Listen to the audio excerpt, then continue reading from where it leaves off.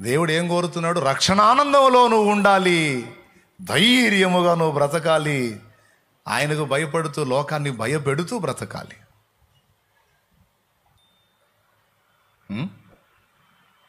పౌలు గారు భయపడ్డా, భయపెట్టాడా? సెర్గీ పౌలు అని ఒకటికి సువార్త చెప్తున్నాడు పౌలు గారు. నాకు భలే నవ్వొచ్చింది ఆ సన్నివేశం తలుచుకుంటే. సెర్గీ పౌలు అని ఒక అతను మంచోడు పాపం వాడు. ఆ సెర్గీ పౌలు అనేవాడికి ఈ పౌలు గారు సువార్త చెబుతుంటాడు.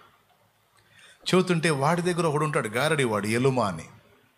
వాడు పౌల్ని అడ్డగిస్తుంటాడు.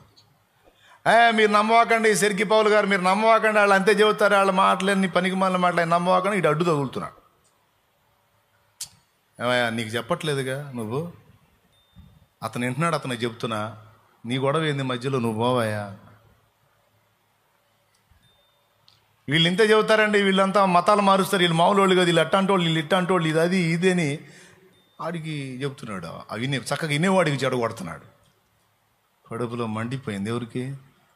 కడుపులో మండి, ఛీ దుష్టుడా, సమస్త నీతికి విరోధి, అపవాది కుమారుడా, కొంతకాలం నీవు సూర్యుని చూడకుండా నీ కళ్ళు అంధత్వంతో మొత్తబడును గాక అన్నాడండి. ఆ ఫోర్స్లో అటుపక్క చెబుతుంటే అడ్డు వస్తున్నాడు, తడవకు అడ్డు వస్తున్నాడు, చిరాకు బుట్టి మాట అన్నాడు. క్షణాలే ఇక వాడు తడువలాటం మొదలుపెట్టాడు.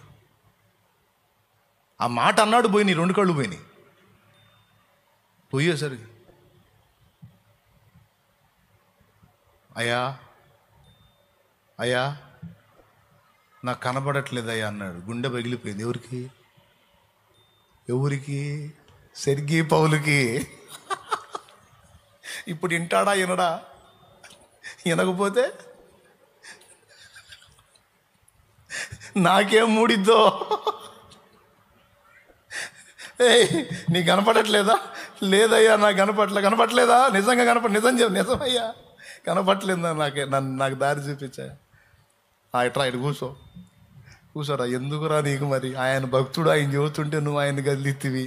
ఆయనేమో ఆ మాట అనే, అయ్యా పౌలు గారు నమస్కారం, రండి మీరు కూర్చోండి, మీరు ఏం చెప్పాలనుకున్నా మొత్తం చెప్పండి, వినకపోతే నా చెప్పు తీసుకొని నేను కొట్టుకుంటా, వినకపోతే అని పాప ఎన్ని దండాలు పెట్టి కూర్చొని విన్నాడో.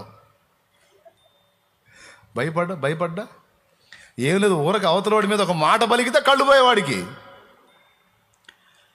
వీడు సరిగా వెంటలేదు, పనికి మళ్ళాడు, వేసున్నాడు, కాళ్ళు పోవను కాకంటే చచ్చిపడిపోతాయి. ఎందుకు వచ్చిన గొడవ బాబా? నేను వింటానయ్యా నువ్వు చెప్పినట్టని. ఆ సన్నివేశాలు చదివినప్పుడు భలే నవ్వు వచ్చింది నాకు. భయపడాలా? భయపెట్టారు. దేవుని శక్తిని లోకానికి చూపి లోకం దేవునికి భయపడేటట్టు, ఇదిగో వీరితో దేవుడున్నాడు, ఇదిగో వీరి మధ్య దేవుడున్నాడు, ఇదిగో వారితో దేవుడి సన్నిధి ఉంది. పిచ్చి పిచ్చి కథలు చేస్తే నామరూపాలు లేకుండా నాశనం అవుతామనే భయం సమాజంలోని వ్యక్తులకు వారికే కలిగేటట్టు వీరు భక్తి జీవితంలో రాణించారు. దేవుని సంఘముగా, దేవుని పిల్లలంగా మనం అట్టివారమై ఉండాలని దేవుడు కోరుకుంటున్నాడు.